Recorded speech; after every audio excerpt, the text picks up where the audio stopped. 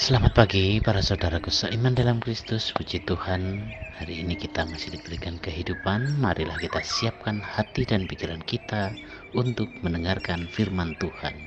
Tuhan beserta kita sekarang dan selama-lamanya. Inilah Injil Yesus Kristus menurut Yohanes bab 6 ayat 16 sampai 21. Dimuliakanlah Tuhan. Setelah mempergandakan roti dan memberi makan 5.000 orang, Yesus mengundurkan diri ke gunung.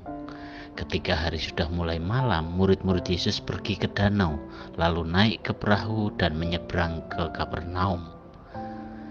Ketika hari sudah gelap, Yesus belum juga datang mendapatkan mereka. Sedang laut bergelora karena angin kencang. Sesudah mereka mendayung kira-kira 2-3 mil jauhnya, mereka melihat Yesus berjalan di atas air mendekati perahu itu. Maka ketakutanlah mereka.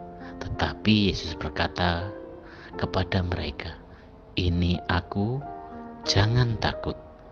Mereka lalu mempersilahkan Yesus naik ke perahu, dan seketika itu juga perahu mereka sampai ke pantai yang mereka tuju. Demikianlah sabda Tuhan, terpujilah Kristus. Selamat pagi para sahabatku, sahabat suara hati, rekan muda dan para pendengar dimanapun Anda berada. Melalui Injil hari ini kita diingatkan semua bagaimana kisah Yesus berjalan di atas air. Dalam Yohanes berbeda dengan Injil-Injil yang lain. Di sini hanya dikisahkan singkat, namun dengan penanda perpindahan waktu yang dalam maknanya. Dikatakan bahwa hari sudah mulai malam. Ketika sudah malam, siapa yang tahu dengan persis bagaimana situasi danau? Pandangan ke depan atau ke arah manapun menjadi tidak jelas. Sejak awal Yohanes sudah mengatakan bahwa firman itu adalah sumber terang. Ketika terang itu datang, kegelapan menjadi hilang. Situasi malam dan gelap menjadikan para murid dalam kesusahan yang dahsyat. Mereka diterpa laut yang bergelora dan angin yang kencang, sehingga mereka mulai panik dan bingung. Para sahabatku, sahabat suara hati, rekan muda dan para pendengar dimanapun Anda berada, apa yang dapat kita ambil dari kisah Yesus berjalan di atas air? Hari ini kita diingatkan bahwa Yesus berjalan di atas air itu adalah tanda kehadiran Allah. Di sini kita mau melihat bagaimana karakter Petrus yang sebenarnya. Petrus adalah orang yang baik. Ia adalah orang yang cepat tanggap. Dalam peristiwa tersebut, Petrus meminta agar Tuhan memperbolehkan berjalan di atas air. Petrus sadar bahwa Tuhan hadir, dan kehadiran itu sungguh menghilangkan rasa takut. Yang perlu kita sadari adalah Tuhan tahu dan mengerti kebutuhan kita.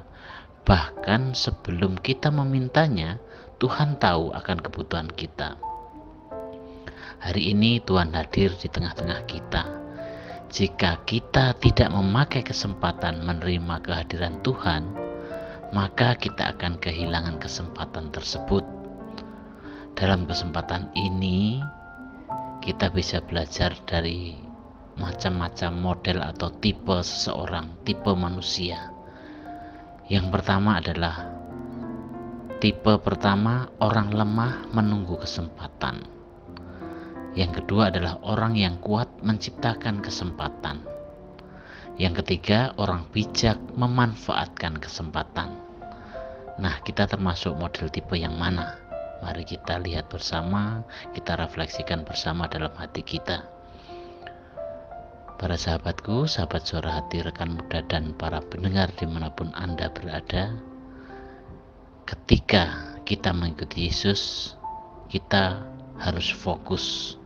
Apa yang dialami Petrus, di mana pertama fokus Petrus untuk menemui Yesus, tetapi ketika melihat besarnya angin, Petrus mulai goyah dan perhatiannya terbagi. ia mulai merasa takut. Namun yang perlu kita lihat bahwa saat ketakutan ia masih sadar dan berteriak minta tolong kepada Yesus. Saudaraku seiman dalam Kristus, secara manusiawi kita mengalami kesulitan. Saat mengalami kesulitan yang berat, kita datang kepada Yesus. Apakah cara ini salah? Tidak, ini adalah pilihan yang benar. Namun yang sering kita alami adalah ketika kita membutuhkan pekerjaan, kekayaan, harta benda, kita sering berdoa, tidak henti-hentinya, tidak ada putusnya. Namun jika semua sudah diperolehnya, fokus kita sudah mulai beralih, bukan lagi pada Yesus. Fokus kita beralih ke segala materi dan benda tersebut. Seringkali kita ada saja alasannya. Kalau mungkin merasa capek, anak-anak susah bangun pagi untuk diajak berdoa ke gereja. Padahal kalau mau menyadari, terkadang itu adalah yang malas kita sendiri. Pelayanan pun seringkali dikurangi. Alasan klasiknya adalah, aduh, sekarang kita lagi sibuk sekali dengan pekerjaan-pekerjaan kita. Nah, inilah yang seringkali terjadi dalam kehidupan kita. Dan jika kita sering tidak mau menyadarinya, kita akan tenggelam terus. Ada banyak orang yang terlena seperti ini dan kemudian hilang dari gereja, hilang dari persekutuan, tidak lagi ikut ekaristi. Untuk itu, dengan firman Tuhan hari ini, marilah kita disadari, hari ini kita diberi kesempatan. Itu adalah anugerah. Hargailah, gunakanlah, dan raihlah. Dan kita selalu bersandar pada firman-Nya. Demikianlah permenungan kita hari ini.